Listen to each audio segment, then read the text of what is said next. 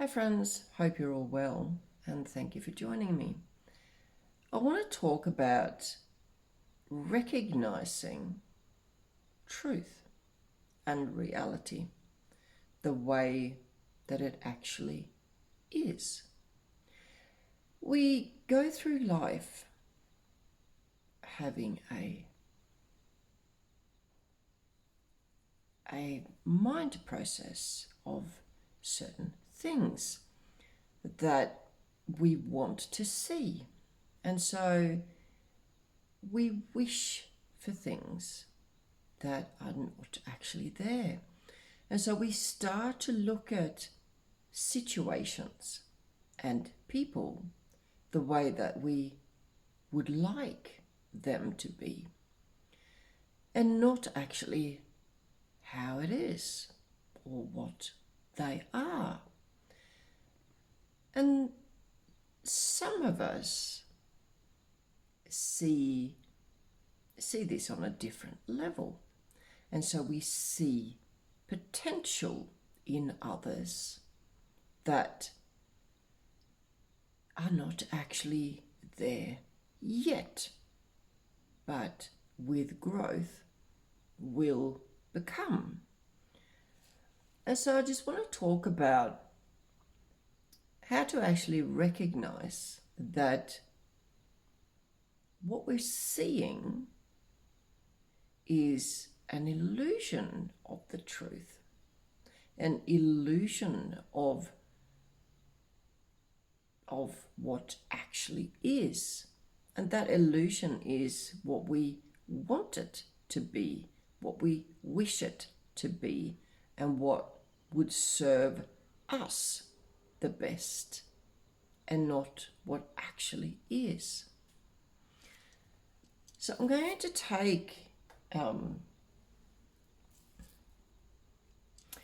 take examples of relationship, because it usually is more understandable when you speak about this in the terms of another person. And we meet somebody, male, female, doesn't matter, and there is something, there's an attraction to that person, and so we engage in conversation, we engage in intimate relationships, we engage with this person, and we see them from the angle that we think and perceive this person to be. But then you have to question, what is that perception? What is it that I'm actually seeing? Because that person also sees you in their own illusion and their own perspective. So let's say that you have a person that only wants to invest, or can only invest 25% in another person. And for whatever reason, it might be a block, an emotional guilt of some sort, because it can lay very deep. And so that perception, when this person looks at another, there is an attraction there. And a person would go into and agree to a relationship with the other, seeing the perspective from their own, because they can't see most of the time. Most of the time they can't see the perspective from the other person's view. And so they are so wrapped up in what themselves want. And so this person that only can, due to past trauma, past relationships, grief, and other complications within their life, only have the capacity at this point in time to invest, let's say 25%. They just want somebody to share 25% of their life with and not fully include them in their life. And so that person displays, as they say, they want to commit, they want to move forward, but only towards the 25%, and then there is no more capacity.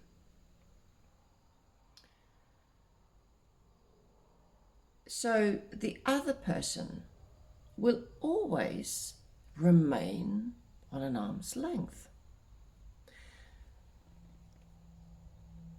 So now we go to the other person's view and perspective, and has got a completely different set of communication. When this person asks the other that, are we moving forward with this relationship? And they get a yes, I want to move forward. That person have the capacity to go all the way, 100%, and give of themselves within this relationship. But then wonders why there is no inclusion in the other's life. And so there is friction of are we or are we not moving forward with this? Because I always feel that I'm excluded. I'm not fully loved. I'm not fully incorporated into the other person's life. There's always, and you will feel this, there's always a distance there. There's communication every third or fourth day, and very brief communication from the other side of 25%, because that's the capacity from their side. And so the communication that you receive from someone who is not fully, or does not have the capacity to fully engage with you, then that communication shows the equivalent to that. So by communication, you can tell what sort of percentage, if you want, that person is capable of allowing themselves to be included in your life. And a lot of the time, the person who wants a relationship, wants 100% relationship, commits 100% to a person that only gives 25%, will always feel excluded. It doesn't matter that you're having dinner together or staying overnight in an intimate relationship. You will always feel that exclusion. And so then it brings me back to how we wake up from our perception. The perception that we see something that we actually would like, rather than what is true and what is actually right in front of us. And so that goes both ways. Let's start with the 25% person. They see you only as 25%. They see you being satisfied with 25% of their capability for intimacy or relationship. And so then, if you then question that 25%, there is confusion.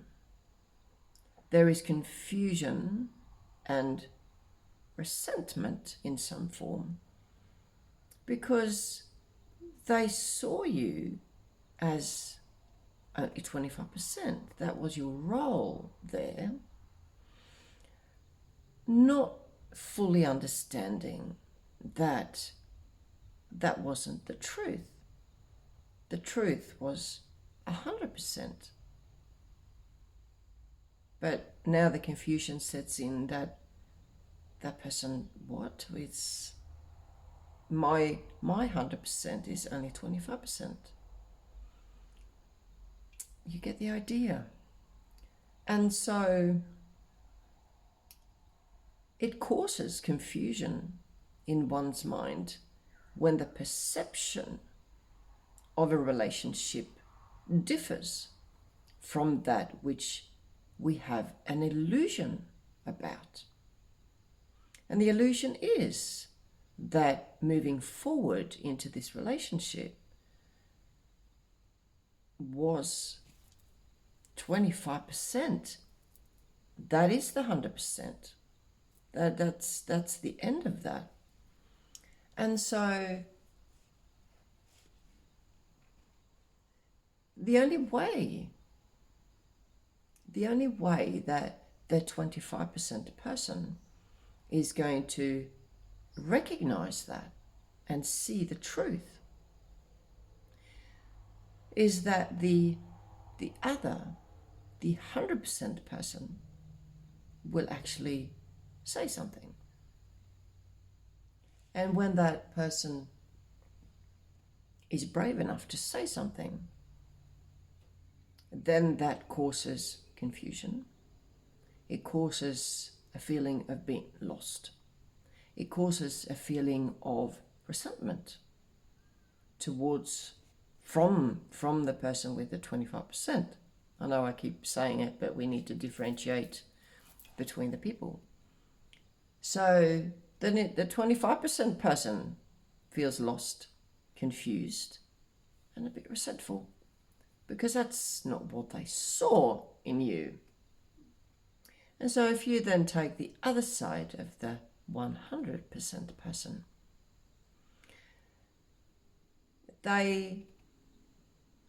that causes confusion when they only recognize that their perception of the other person of 100% was only the capacity to give 25%. But that's not what they saw in the other. And so you've got to be mindful of seeing what actually is, and not the illusion of your perspective on how you want it to be and how you want to see it, because they're two different things and they're massively different. And how do we recognize this pattern? And so this really needs to come from the 100% person, because it's very difficult for the 25% person to recognize this And that's why we come into their life, to open their eyes and show them something that they need to learn. And then that goes deeper. Why are you only capable of giving 25%? Why is that? What's the block? Are you dealing with a deeper issue like relationship trauma? Are you dealing with grief from somebody who left you in some shape or form, whether that would be just walking away or passing away? What is that?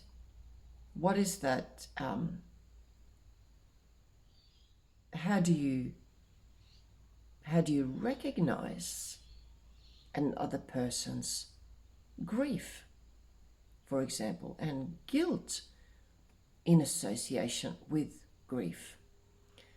And so the 100% person then opens a can of worms for the 25% person. And so that causes resentment in itself, because the 25% person, they may not be ready to hear or see that truth about themselves. So if we take the person who wanted to give 100%, take it from their perspective. How do we recognize a person that's only capable of giving 10, 20, 25 or 50% into a relationship?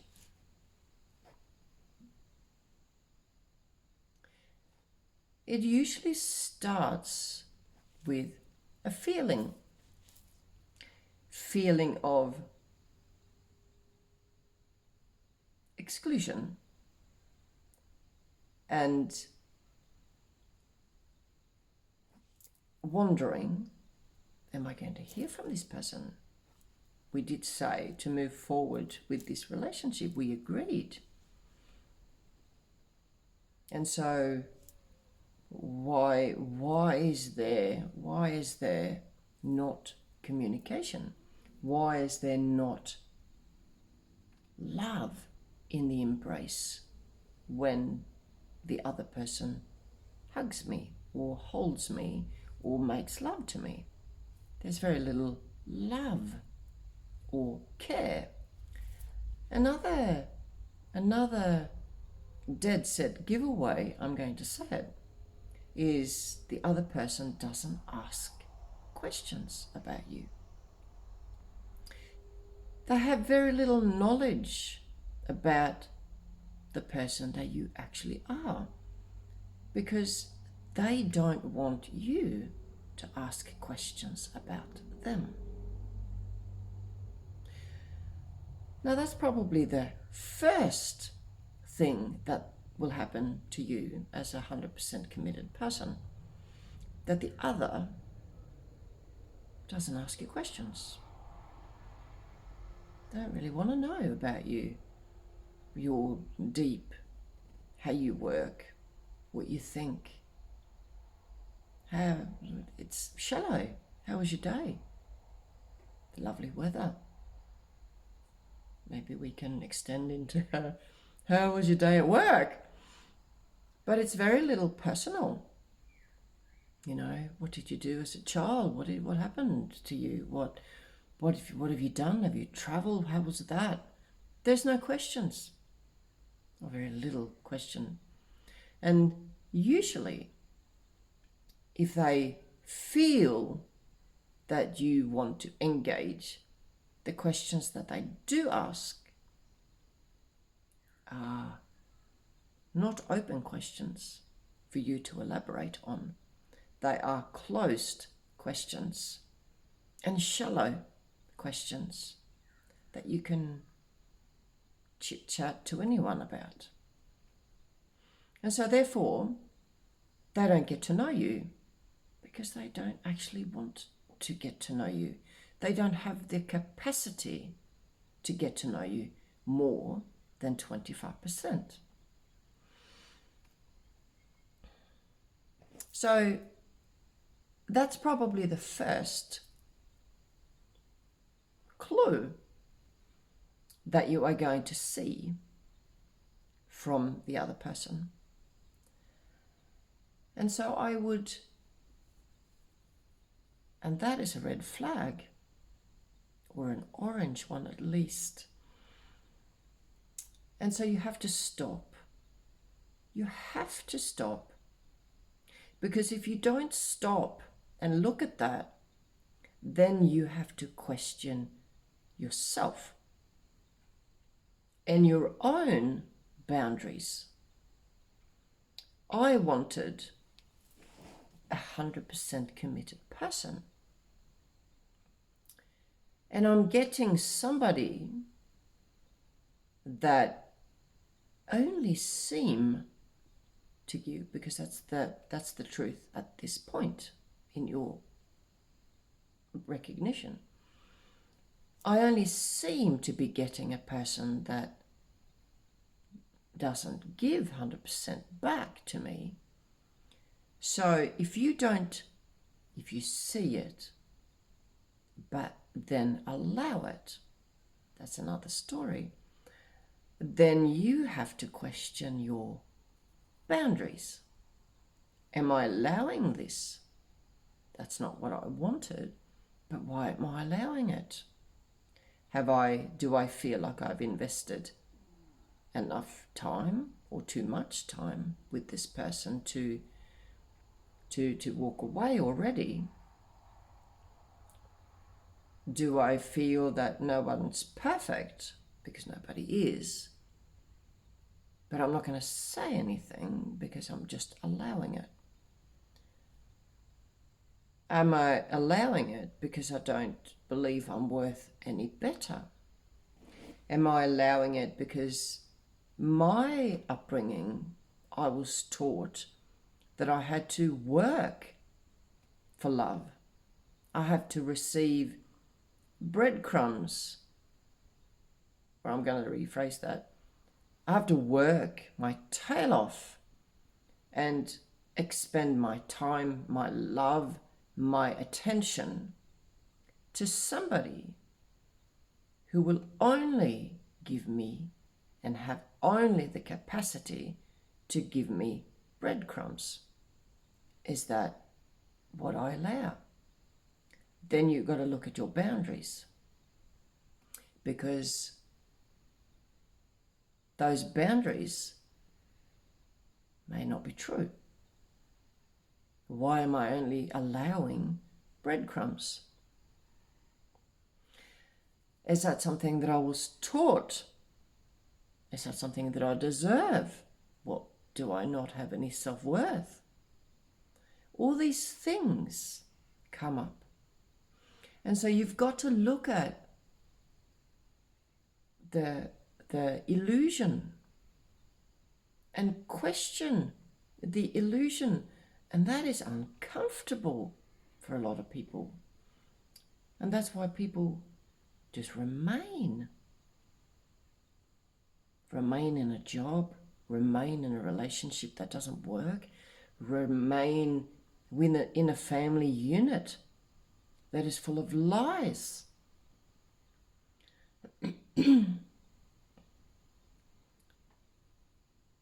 How do you see your situation? How do you recognize the truth? How do you pierce through that veil of illusion to see what's right in front of you and what needs to be looked at? And so we meet people, we engage with people, engage with situations that mirror our own lessons. And so you can look at it at a deeper angle.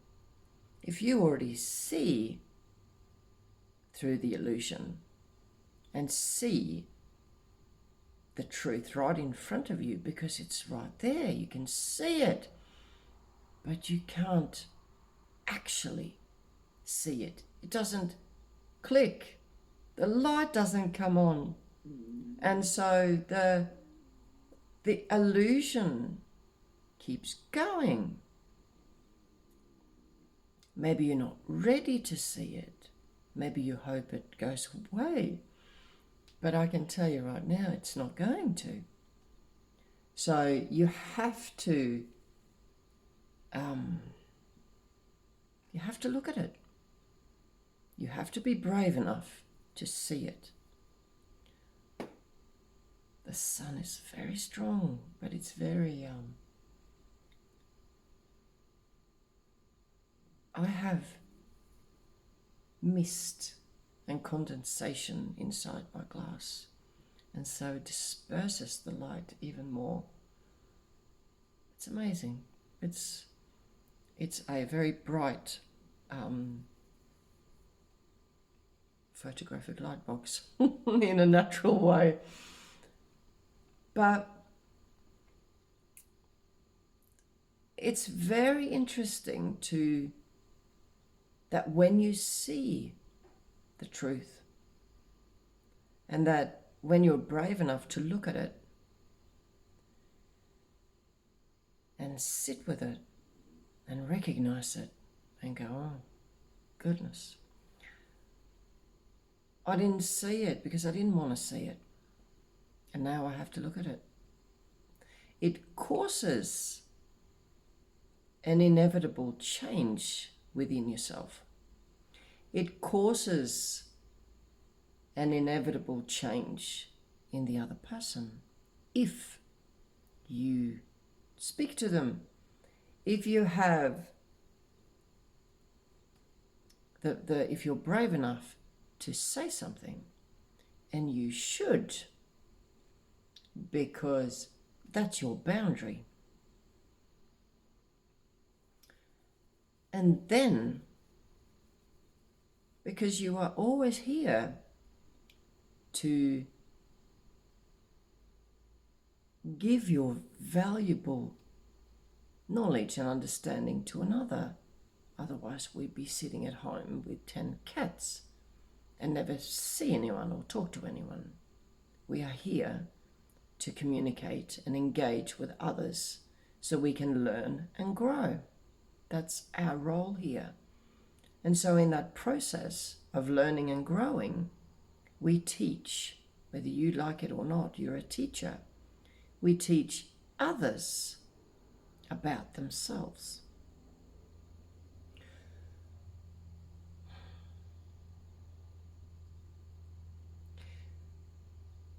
So see the truth in your life. See the truth that is right in front of you. Because that opens the curtain